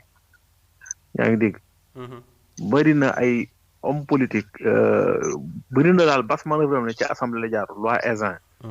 l'une des lois les plus désastreuses du Sénégal assemblée la jaar waaw d'ailleurs moo tax man j'ai un problème quand on me dit que ne Macky Sall Abdoulaye da gën a liggéey Macky Sall man y a des choses quand tu t'en rappelles ça t'énerve quoi c'est pas possible assemblée Macky Sall bii toog fii ci réew mi assemblée lañ ko def liñ ko defee parce que ku ne xam na non Macky Sall dàquñu ko c'est lui qui a démissionné c'est différent mais sauf que mais démission bi ça fait c'est loo xamante ne man loolu ñàkk la waaw non mënoon naa ñàkk bu ko neexoon téye Macky li mu def ça c'était plus risqué parce que bu ko neexoon téye malaanu député am toog ca nekk député su boobaa doon na gën a compliqué ci pouvoir bi mais Macky il a décidé de lâcher tout foofu ngay gisee son kii voilà kii mais dama bëgg wax ne la assemblée daal saa yu waree am rendez-vous ak histoire tout le temps da koy loupé voilà doon na bett ñëpp assemblée taxaw ne mais ba loolu tamit est-ce que du majorité mécanique bi nga xamante ne moo fay nekk moo waral li muy demee noonu à chaque fois non une majorité n'est jamais mécanique une majorité normalement elle doit pas être mécanique l'assemblée elle est organique xam nga bu ñu demee ba mu nekk mécanique mooy il faut ñu am na ku mën a doxal keroog mu ne ma est-ce que waruñoo imposer député yi ku amul yenn niveau yi nga bañ koo nekk mën na ko ça sera très compliqué parce que les vrais intellectuels duñu bëgg a def politique parce que yii mooy tax alors que nag ñi nga xamante ne ñooy gunge di maanaam tey imagine un Macky Sall di campagne kay ànd ak moom dugg ak moom ci mboy ga fanaan ak moom ci néegu ñax bi ñu lekk ndekkeendoo cere wala mbaxalu saalum ànd kii ñooñu bu état bi bu récupérer pouvoir bi effectivement ñoo lay xalaatu sédd ñoo ñooy nekk député voilà te moom moo tax ngay gis assemblée yenn profil yi fa nekk ñii nekkoon ay ancien géwél ñii di ay porte-parole di wak ay léeg li ngay gis parce que ñoom ñoo capable def yenn rôle yi alors que yenn rôle yi un intellectuel du ko nangoo def maanaam rôle du nguru intellectuel du ko nangu donc dina jafee difficile xanaa kay fi ñu ko mënoon defee mooy rek nga ne à l'approche des élections nga ne ne peut être député que tel bu am tel profil te loolu bon genre ségrégation c'est un peu compliqué en tout cas à faire voilà mais li ma bëgg wax mooy député yi daal en tout cas man musuma pour l'instant daal en tout cas gisu ko mu ñu jouer rôle historique bi nga xam ne war nañ ko mën a jouer ça c'est un premier problème beneen bi mooy par rapport ak loo ma laajatoon sax par rapport ak kii bi par rapport ak bi nga xamante ne ñoo ngi koy def si membre Pastef fii jamono ji nga xamante ne mën na yëngal réew mi comme ni ko Sadibou waxee mais de toute façon xaw ma ndax mën na yëngal réew mi ou pas mais je sais que en tout cas globalement ñu ngi jàpp ay nit di tëj xaw ma ndax le pouvoir s'en rend compte mais loolu soo ko defee tu te crées d'autres ennemis te nee naa la politiquement xëy na début bi dina metti parce que ñi ñuy jàpp seeni famille dana metti si ñoom parce que kii et tout ça mais état bi day créer maanaam da ngay multiplier say noonu da nga leen tasrufaat te loolu nag à la longue finalement di nga bëgg a génn ci bombe bi mu jafe ci yow parce que soo radicaliser les enseignants nga radicaliser le PASTEF radicaliser la société civile plus maintenant nga radicaliser Ousmane Sonko mais ça commence quand même à faire beaucoup et quand ça fait beaucoup benn instant dafay bombe loolu bu éclaté dana kii li ma bëgg a préciser mooy il faut nit ñi tam communication nga déglu baax Ousmane Sonko n'a jamais appelé à l'insurrection populaire. Ousmane Sonko waxam nag par contre mën nga ko ci jéem a dégg. mais la mu wax il a été très très il est resté dans les limites en tout cas dans les limites de la légalité. Il a convoqué son droit naturel à la résistance mais waxul kenn demal xeex ji demal def ji di dafa ne képp koo xam ne yëg nga di ma yëg wala nga sentir ko demal def ko ndax wax na ne la faim le froid ak la pauvreté ñoo gën a métti injustice. loolu la wax donc xam nga tey loolu soo ko gisee loolu il faut nga comprendre que ne état bi tam su continuer di def nii. nit ñi nga xam ne ils vont se sentir concernés par l'histoire de Sonko danañu mën a yëngatu. leneen li nga xam ne mooy surenchère bi muy créer mooy ñi doon bañ a dugg ci mbir mi finalement danañ ci dugg. parce que mbir mi au lieu mu nekk Sonko Macky Sall day nekk Sonko Macky Sall plus enseignant plus société civile plus yeneen nit ñi plus maintenant yenn jigéen ñi parce que man musuma rappelé fu ñu arrêté un nombre important de femmes quand même loolu il faut quand même ñu souligner que c'est extrêmement symbolique. jàpp ay jigéen yóbbu leen def leen garde à vue plus de 17 femmes sur du 9 mètres carrés à peu près quand même c'est un problème wax dëgg yàlla man am na loo xam ne daal ku koy def jigéen daal da nga may poser problème donc surtout ñoo xamante ne dañu ñëwoon pour seeti ci seen leader ndokkeel leen ñoo xam ne aussi c'est que un état am na yoo xam ne boo ciy dugg tu te crées des ennemis sans problème te lii nii ça ne peut que désavantager Macky Sall mënu ci am benn avantage politique c'est pas possible. voilà nit doog Ablaye Wade bi muy folleeku lii moo ko folli arrêt Arona Sy manifestation yu compliqué yi di bloqué nit ñi fekk mais loolu du tere parce que bu fàtte ne am na ñoo xam ne c'est des vieux routiers de la manifestation politique c'est des vieux routiers de la contestation commencé nañu jege Sonko di ko jàppale ay Mamadou Diop Decroix kooku xam nga ne kooku ku mu commencé dimbali seen mbir dina tàmbalee baax voilà donc am na loo xam ne daal état moo war a xoolaat boppam jéem wax la reculer le dossier nañu serrer le dossier Sonko ñi mu concerné wu ñu génnee leen ci parce que su dee en radicalisant Sonko on radicalise encore une partie de l'opinion eh bien loolu daal gisuma ne dana avantager le pouvoir en place. d'accord xam naa wax ji leer nañu seeti waat Sadibou sëñ Sadibou. waaw Amidou. waa ñu nemmeeku tamit biir assemblée kii di Malick Sall muy ministre bi yor wàllu justice bi moom it xamal na askan wi ak député yi fa teewoon ne wax dëgg kii di président de la république Macky Sall bu mu yëgee mbir mi la. réaction daal neexul woon dara parce que nee na wax dëgg ku sa noon boo gën a bañ sax waroo ko yéene lu demee nii mu xam ne dal na ko mais ñii gëm nañ ko nag ñeneen ñi si bari ku ci mel ne Aïda Mbodj moom nee na moom loolu gëmu ko sa njàngat tey si révélation boobu nga xamante ne Malick Sall def na ko biir assemblée. waaw Amidou Malick Sall président Macky Sall moo ko yónni. maanaam moom ba mu ñëwee la mu njëkk a préciser. mooy lu setal Macky Sall ci mbir mi kon nga xam ne il était en mission commandée. en service commandé. donc la mu wax mooy moom moo ko yëgal Macky Sall ci conseil des ministres ba mu jotee lettre procureur. du loolu la wax. sauf que Aïda Mbodj nee na conseil des ministres boobu muy wax yaakaar naa. mercredi la war a doon. mercredi normalement. te mbir mi bi muy xew yaakaar naa mardi la. kon normalement du woon ci conseil des ministres la ko yëgal premier ministre donc loolu déjà benn contradiction la. et au-delà de ça ñu xam ne Macky Sall il veut juste montrer que ne moom. mbir mi daf ci am compassion. te buñ taxawee juste rek ci compassion. waa Amidou. nit. suñ ko ne diw de dafa porter plainte ndaxte dafa ne diw moo ko violé ci kan lañu war a am compassion dans un premier temps. si ki ñu violé. ki ñu violé lañ war a am compassion ki ne dañ ko violé ci kooku lañ war a am compassion même su fekkee ne y a la présomption d'innocence dama jàpp ne wax dëgg yàlla loolu da di dóor rek. mais Sadio pour montrer tout simplement bu dee loolu am na est-ce que tamit du compassion bi nga xamante ne président nee na moom am na ko ci maanaam xalaat na ëllëg fi nga xamante ne Sonko leadership am mu yor fu mu ko mën a yóbbu tey si maanaam kii champ politique bi. déedéet Macky Sall mënut a xalaat loolu parce que ki nga xam ne boo ko mënee faat ko. doo am compassion ci li nga xam ne mën na ko créer problème politiquement déedéet. nañu waxante dëgg rek. parce que fii mbirum nit la. nit koo xam ne buñ la joxee paaka nga rendi ko. politiquement je veux dire mënoo am compassion ci moom parce que am na mbir muñ koy tuumaal moo mën a am ay njeexital ci ay ambition politique am loolu mënta ne parce que Macky Sall ñi mën a rey ñëpp rey na leen politiquement. rey na politiquement Karim Wade rey na politiquement Khalifa Sall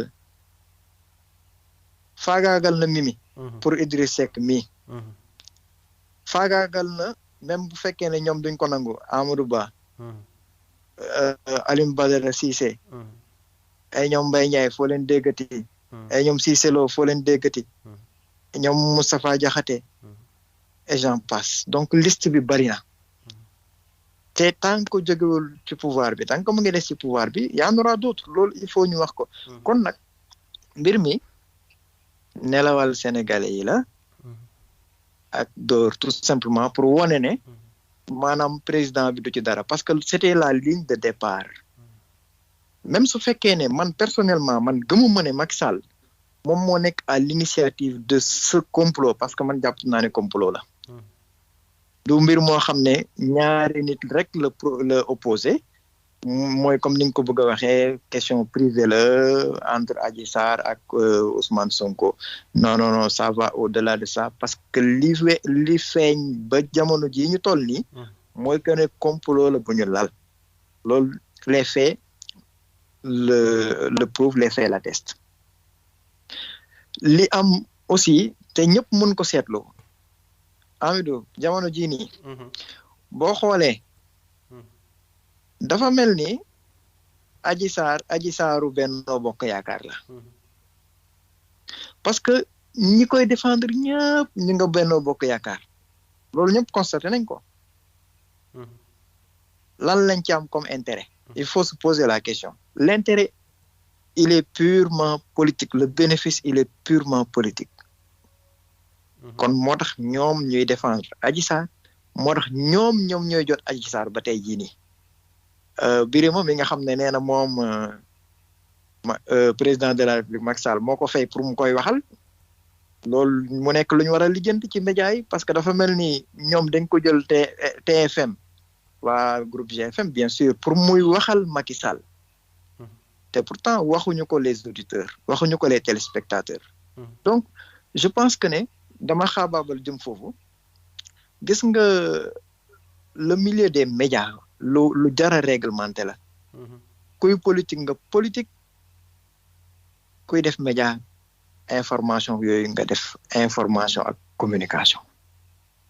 mais mbir yi bu jaxasoo rek day gëlëmal population bi day gëlëmal peuple bi day jaxase lu bari ba nga xam ne wax dëgg yàlla le rôle premier de la presse wala d'une presse qui est d'informer presse bi da koy tegee de côté di def leneen maanaam politique et Amidou boo xoolee jamono jii nii la communication de Benno Bokk Yaakaar de en tout cas du pouvoir da ngay gis ne jigéen ñi dañ leen yebal ñu dem au front voilà ñoom rek ngay gis ci plateau yi fi mu ne nii loolu lu muy tekki mooy que ne dañ bëgg a wane ne jigéen maanaam Ousmane Sonko daf ko toroxal donc seeni morom ñoom ñooy ñëw défendre ko te loolu nag bon boo xoolee ñoom ñëpp ca lañ ne ay ñoom Sira Ndiaye ay ñoom Adji Mbergane Kanouté ñoom nga gis fi mu ne nii au front voilà donc daal pour résumer da ngay xool ne le problème biñ doon wax naan problème privé dong la tey jii nii ñoom ñëpp nangu nañ ne c'est politique te ñoom ñëpp ñu ngi wàcc ci terrain politique bi ñii féeteeg Adji Sarr ña ca des féeteeg Ousmane Sonko ñan ñoo am dëgg nag yàlla rek moo xam waaye li am solo bu am solo mooy lépp lu ñuy def rek nañ ko def dans le respect des institutions nañ ko def dans le respect de l'état de droit nañ ko def aussi le respect dans nañ ko def dans le respect damay déggaat sama bopp moo tax mu compliqué nañ ko def donc dans le respect des libertés individuelles loolu lu am solo la ci dëkk bu mel ni Sénégal parce que nag liggéey bi nit ñi liggéey ba yegg si ci démocratie wala boog semblant de démocratie bi mënuñu def leneen lu dul gën koo dooleel mënuñu def leneen lu dul en tout cas poser yeneeni jalon yoo xam ne moom mooy gën a jëmmal suñu état de droit Amidou di la jaajëfal bu baax a baax ñi seetiwaat sëñ Ali moom it mu indi ñu maanaam xalaatam maanaam si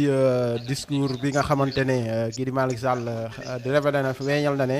daal kii di président de la république Macky Sall wax dëgg fa yàlla naqarlu na mbir mi nga xamante ne dal na si kaw Ousmane Sonko wala mettitlu na ko voilà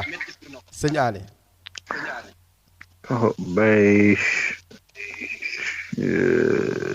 En tout cas ça serait trop beau hein pour président Macky Sall naqarlu ko ça serait vraiment beau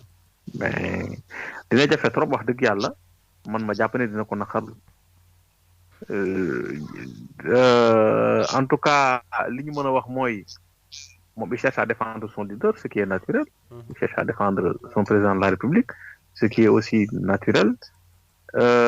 mais quand même bëgg a gëm loolu Sénégalais ne Macky Sall daa yërëm Ousmane Sonko loolu moom c'est un peu compliqué quand même parce que boo amee naturellement kii tiré un bénéfice politique ci Ousmane Sonko daa dem na mbiru Macky Sall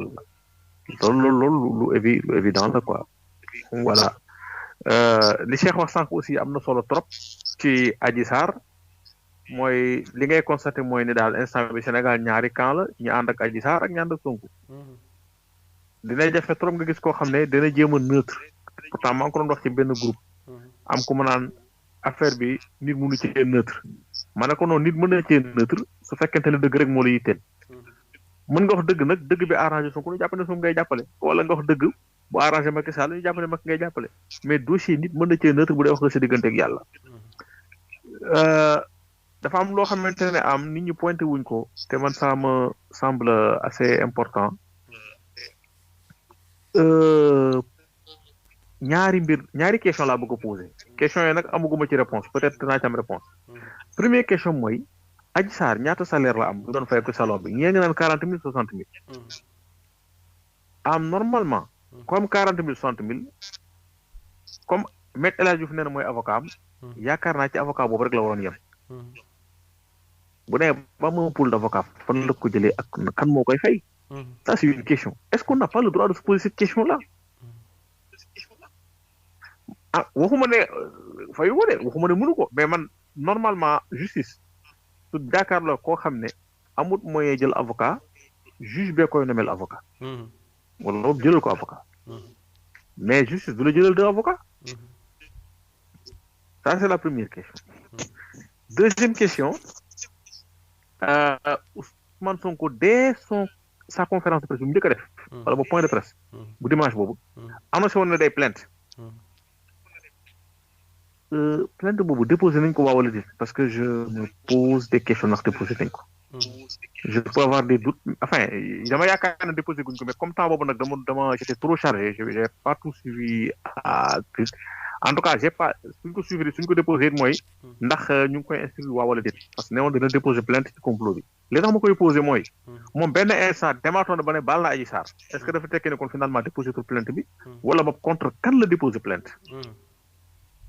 parce que loolu conséquence bi muy jur mooy Sonko bu déposé plainte bu dee ni ma ko xalaatee je peux me tromper mais damay poser question ni bu dee Sonko déposé na plainte forcément dinañ ko convoquer entendre ko ci plainte bi mu déposé te Sonko instant yi pour l'instant lu mën a def pour yéexal ñu entendre ko dana ko def non pas parce que day ragal a jàkkaarloo gars yi mais politiquement jàkkaarloo juge moom Sonko lu mu ko gën a retardé avantage am la waaw mobiliser marche wax waaw casse marche mobiliser opinion bi jóg waaw amay soutien sympathie donc looloo ko arrangé saa bi loolu la def moo tax may poser question ci plainte boobu kooku mooy beneen vraiment mbir boo xamante ne pour man daal jar na ñu répondre ci daal di xool ñu koy kiwee donc daal globalement man loolu laa mën wax ci mbirum Adji Sarr te aussi Adji Sarr man xam naa koo xam ne xam na ko tuuti Adji Sarr nuruma koo xam ne elle est aussi bâtie intellectuellement ci en tout cas d'après man ni ma ko profilé mën naa jum mais d'après ni profil bi ma ko jox nurul koo xam ne dana déjà mën naa bind plainte am te 3e la yem plainte bi daal di viser dem ba viser même les arrêts les articles du code pénal qui punissent le viol donc ça c'est quand même un vrai loolu boo demee police boo demee police boo fayee téeméer ñu bindal la ko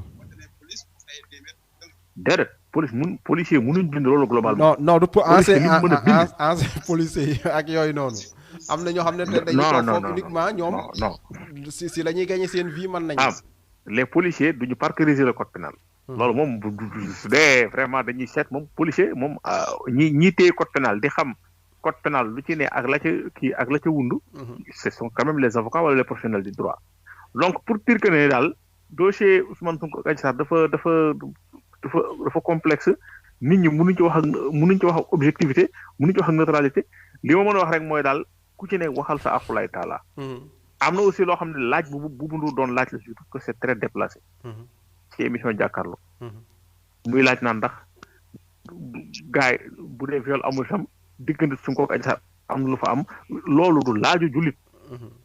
waxuma ne bu mu du jullit de dama ne du laaju jullit c'est-à-dire Sonko Adji Sarr da ko poursuivre pour viol il faut prouver est-ce qu'il y a eu viol oui ou non soo amul viol amul beneen laaj bu ñu war a mën laaj foofu voilà te ni ko Cheikh waxee dossier bi instant bi li ci génn maanaam il faut pas que ñuy polluer opinion bi wala ñuy polluer débat bi su fekkente ne viol amul mooy Sonko dañ ko war a may jàmm comme li ma waxoon ci émission bu lay passé mooy ne tey dossier bii koo xam ne nar na benn ñaar ñett ñeent juróom ca dossier kooku amatuñu droit di poursuivre Ousmane Sonko sur quoi que ce soit parce que le doute doit profiter à l'accusé te loolu tam métti na ma li tax professionnel droit yi duñ ko mettre en avant mooy doute jiixi jaaxa werante am nag amut gars yi bind ne PV yi liñ bind en tout cas li PV yi génn contradiction yu wóor moo am ci dossier bii loolu lañ gisagum loolu lañ teg suñu loxo buñ gisee leneen nag wax ne gis nañ leneen ma ne loolu le doute doit profiter à l'accusé loolu daal muy dëgg am na leen lu ma jàppoon nag sama xel génn na ci nii gis naa ci moom ko xëy bu joxate daa ko avant la fin de l'émission quoi d'accord émission bi daanaka jeex na kon dañuy bàyyi Sadio bu rek bu amee lu mu ci yokk mu yokkoo ci mu jaarale fa tàggoo boo xamante ne doonul tàggoo ba jëmmi jamono incha allah sëñ Sadio. waaw Amidou je pense que ne yokk ci lu bari du yomb je pense que ne daal li ci am solo rek ba am solo moom mooy que ne comme ni ko Baal waxee tout à l'heure rek ku ci wax rek mu wax li mu gëm mu wax aqulaay taalaam ku ciy defit Baal Sadio bu loolu du ci yomb de. wax sa aqulaay taalaa du yomb ci mbir mi de parce que quand mu nekk ak ni nga interpréter ak li nga jàpp ne daal di nga ko wax ngir suuxal sa morom waaw xam nga loolu mooy ñi nga xam ne ñu ngi politique bu leen neexee ku ci ne nga far fi nga far maanaam loolu moom moo ci jafe parce que généralement kii politique moom day xool ne sama camp lii lay défendre mu dem utee argument pour défendre loola maanaam xoolul ndax lii mooy dëgg wala du dëgg généralement ñiy def politique ñëpp ci loolu la ñuy doxee man nag exclure ma benn camp waxuma ne camp bii ñooy doxee noonu beneen camp bi doxewul noonu maanaam l'homme politique généralement mooy doxe noonu am na nag ñoo xam ne leen yitteel moom mooy dëgg rek dëgg kese moom moo leen yitteel leen li am solo mooy gis nga objectif ci mbir mi comme ni ko Baal waxee man damaa njort que ne loolu dese naa yomb xam nga lu tax Amidou parce que tey jii nii boo nee mbir mi diggante ñaari nit la c'est une affaire privée mën nañ la ko nangul de waaye am na leneen loo waxut maanaam nangu woone mbir mi politique nga ca ginnaaw boo nee tey jii nii maanaam diw na dem wuyu ji dëgg la diw bu ko justice wooyee dafa war a dem wuyu ji waaye am na loo bàyyi wala boog loo bëgg a fàtte te wóor na la que ne lii nii mu nga ci réew ma mooy justice à double vitesse kon xam nga wax ci dëgg-dëgg goo xam ne dëgg gu dëggu lay doon du bàyyi beneen dëgg ca wet ga loolu du yomb parce que c'est un tout maanaam mbir la boo xam ne foo ca féete rek bàyyi nga benn considération boo xam ne ay principes yu fondamentaux ñoom ñoo ko tënk yoo xam ne ñoom ñoo war a gouverner fonctionnement d'un pays kon nag ñu xam ne rek mbir mi Sénégal mën na ci génn grandi comme Sénégal mën na ci génn aussi très affaibli loolu nag mu ngi ci loxo autorités yi mu ngi ci loxo dignitaires religieux yi mu ngi ci loxo dignitaires coutumiers yi mu ngi ci loxo autorité politique yeeg ñëpp ñi nga xam ne xëj na bu ñu waxee tey jii Sénégal ñu déglu leen kon nag ñooñu ñëpp nañ jóg wax ki nga xam ne moom lañ dénk réew mi muy Macky Sall yàlla tànn ko ci 16 millions de Sénégalais jox ko réew mi pas parce que moo fa gën juddu pas parce que moo fa gën a gëm yàlla pas parce que moo fa gën a rafet pas parce que moom moo fa ëpp dayoo moo fa ëpp njàng moom xam na ko bu baax a baax a baax kon nag dafa jël jagleel goo xam ne yàlla ko jagleel ci ay biiri nawleem kon boog na ca bàyyi xel te xam ne moo njaboote ñëpp jiite suñu réew mi teg ko ci yoon woo xam ne yoonu yokkute la comme nam ko doon waxee yokkute ci démocratie yokkute ci wàllum institution yi yokkute ci wàllum économie yokkute ci wàllum social yokkute ci anam yëpp Amidou loolu nag paix sociale moom moo war a nekk socle bi kon boog président de la république na liggéey jëmale vers sax Amadou ñu ngi lay gërëm di la sant di gërëm Ali Bal di gërëm mbokk auditeurs yi nga xam ne yëpp ñoo àndoon ak ñun ci émission bi di jéggalu bu fekkee ne am na lu ci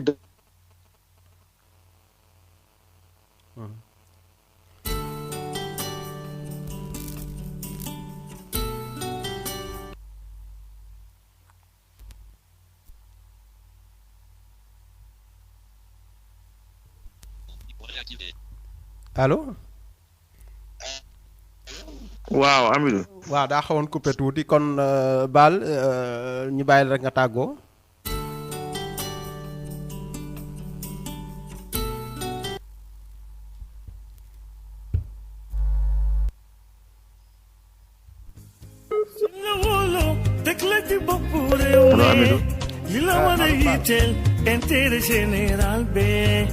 intérêt général maa ngi émission bi leen amal ci seen rajo seen vision média fas yéene di ci waxtaane bépp xew-xew boo xamante ne xew na ci Sénégal jëm ci politique géopolitique économique culture ak d'accord waaw kon xam naa dañuy dem si ki nga xamante moo di sëñ Ali rek moom it mu tàggoo bu doon tàggoo ba samedi bi ñëw incha allah sëñ Ali.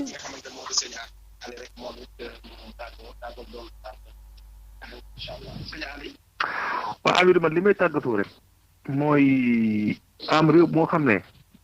jikkoy naafeq moo domine ci nit ñi réew moom du yomb defar naafeq mooy tax nit di war a wax lu mu war a wax lu mu gëm di ko nëbb boo demee ci kii di ko won ne bëgg naa la fekk bëggoo ko boo demee ci kay di ko won ne vraiment c'est un problème nekk ak Macky Sall bëggoo ko wax dëgg nekk ak Sonko di ko wane ne bëgg nga ko fekk bëggu ko am looloo bëri Sénégal looloo indi tey Sénégal ñu bari dem ba jàpp ne li tax Ousmane Sonko am statut bi ak importance bi loolu la ba nee ba nit ñi kenn xàmmeetul un opposant pour Ousmane Sonko c'est un problème dans ce pays là. Pourquoi nit ñi ragal opposition la moo tax nit ñi mënuñu dem opposé wu bëgg rek toog dans les délices du pouvoir ak nangam ak nangam Macky Sall moom la yàlla fal nañ ko bàyyi mu liggéey réew mais il faut pas rassembler tout le monde ne la ñu dem opposé wu ji ça c'est un vrai problème li tax may wax loolu nag mooy il faut que ñi wër Sonko di xam ne ñu nekk ci parti bi ñëpp du ñëpp ñoo bëgg Sonko parce que apparemment am na ñuy pointé même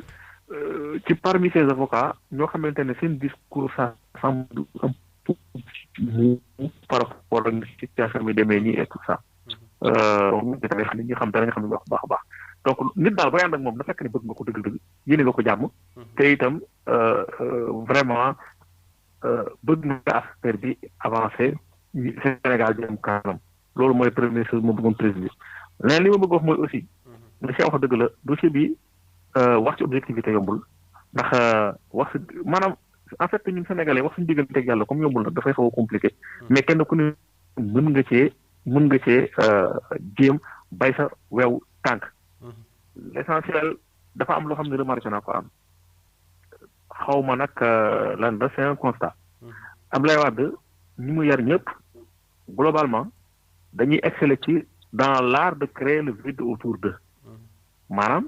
dañuy fexe ba la nekk seen wet ñu éliminer ba mu def ñoom kese Idriss Seck loolu def ba mu desee moom kese waa doggoor ko mu dem tëddi nelaw Macky Sall loolu def ba mu desee moom kese waa doggoor ko mu dem tëddi nelaw je pense que président Macky Sall war na cee jàng lii bu baax a baax parce que l'histoire li ngay naan li Hegel waxoon mooy dëgg mu ne tout bouge tout s'écoule maanaam àdduna bi mbir mi day bouger di dem rek waaye day wër di ñëwaat rek day tourné waat yow boo demee ba éliminer ñëpp yow kese nga def itam boo fi defee la personne à éliminer yoo lay doon ji je pense que président Macky Sall il n'a pas intérêt à créer le vide autour de lui il n'a pas intérêt à faire en sorte que personne n'existe à part lui il n'a pas intérêt à faire en sorte que contradiction warta am ci réew mi lu mu wax ñëpp dañoo wax bongo je pense que ñi ko votel 2019 voté lañ ko pour loolu voté lañ ko pour muy faag en fait bu dee procès bi ñu koy intenté loolu la les gens n'ont pas voté pour lui tout ça les gens ont voté pour lui parce qu'ils ont pris son bilan qu'ils ont vu qu'il est en train de changer le pays am na yu bëri yoo xam ne quand même bu ñu waxante dëgg bilan positif na ci côté boobu wax dëgg yàlla nit ñi tam doxuñ ko confiance pour loolu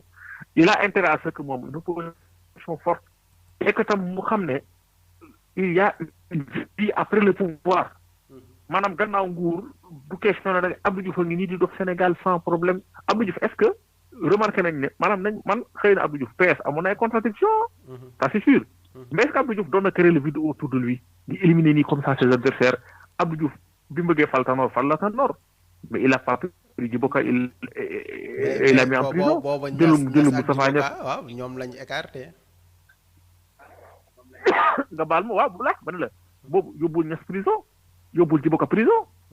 te pourtant Abdou Diouf li ko yàqal Niasse Djibo Ka la parce que Djibo Ka moo ñëw génn am 10 députés Niasse ñoo am 16% l'élection présidentielle voilà nit benn instant tam da ngay bàyyi contradiction yi ñu exprimé wu loolu mooy richesse de démocratie mais bu fekkente ne vraiment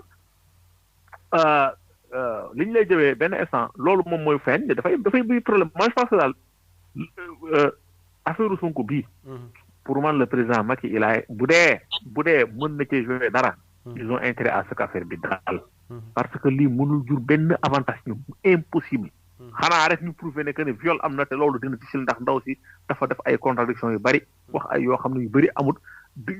certificat médical bi prouver na loolu amul dara amul kon nag plus mbir yi di avancé nañ xam ne plus Sonko lay gën a arrangé